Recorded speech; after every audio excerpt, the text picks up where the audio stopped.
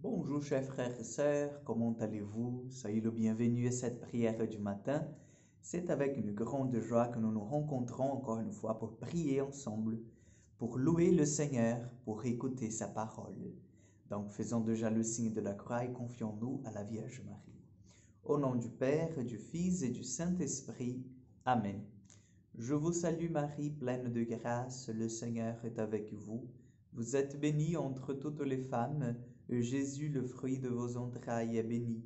Sainte Marie, Mère de Dieu, priez pour nous pauvres pécheurs, maintenant et à l'heure de notre mort.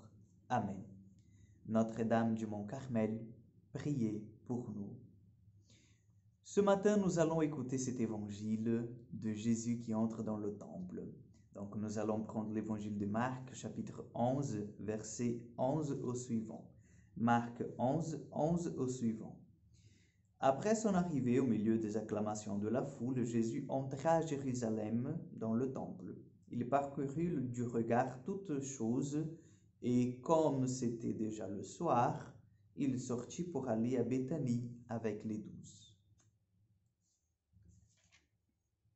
Le lendemain, quand ils quittèrent Béthanie, il eut faim. Voyant de loin un figuier qui avait des feuilles, il alla voir s'il en trouvait quelque chose. Mais en s'approchant, il ne trouva que des feuilles, car ce n'était pas la saison des figues. Alors il dit au figuier, que jamais plus personne ne mange de tes fruits. Et ses disciples avaient bien entendu. Ils arrivèrent à Jérusalem, entrés dans le temple. Jésus se mit à expulser ceux qui vendaient et ceux qui achetaient dans le temple. Il renversa les comptoirs des changeurs et les sièges des marchands de colombes. Et il ne laissait personne transporter quoi que ce soit à travers le temple. Il enseignait et il déclarait aux gens: L'Écriture ne dit-elle pas « Ma maison sera appelée maison de prière pour toutes les nations » Or, vous en faites une caverne de bandits. Acclamons la parole de Dieu. Oui, très chers frères et sœurs, nous voyons que le Seigneur est fâché aujourd'hui. Il est même agressif. On n'est pas habitué à voir Jésus dans cet état, dans cette situation. Mais le Seigneur, il vient parce qu'il a un sens de justice. C'est pas que Jésus il n'est pas un capitaliste, c'est pas cela du tout. Jésus ne vient pas lever le drapeau du communisme, capitalisme, etc. Ce n'est pas ça du tout. Jésus, il veut que chaque chose soit à sa place. Le temple, ce n'est pas une maison de vente, ce n'est pas une foire, ce n'est pas un marché. C'est une maison de prière et cela était depuis le début, depuis sa construction. Vous comprenez que lorsque on détourne le sens des choses, et notamment des choses saintes, on blesse le cœur de Dieu, le cœur du Seigneur. Donc Jésus nous le montre déjà et avec force, clarté, que le temple n'est pas une maison de vendre les choses, n'est pas le lieu pour cela.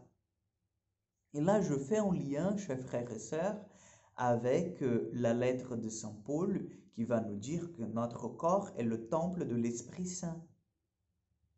Vous comprenez bien que parfois, nous aussi, ou voire souvent, nous aussi, nous laissons que ce temple de l'Esprit soit vraiment pris par une foire, en lieu de marché. Lorsque nous ne faisons pas attention avec notre corps, lorsque nous nous donnons à l'impureté, lorsque nous ne donnons pas en fait à Jésus la place qu'il a dans notre vie, dans notre cœur. Donc oui, chers amis, notre temple, le temple de l'Esprit Saint, le lieu de la rencontre, la tente de la rencontre, c'est un lieu saint. N'oublions jamais cela. N'oublions jamais cela. Et nous, où nous allons, nous portons ce temple du Seigneur. Donc faisons attention. Faisons attention parce que Jésus nous parle à nous aujourd'hui, nous parle à nous ce matin. Donc, a-t-il besoin de venir chez nous avec un fouet pour tout remettre en ordre?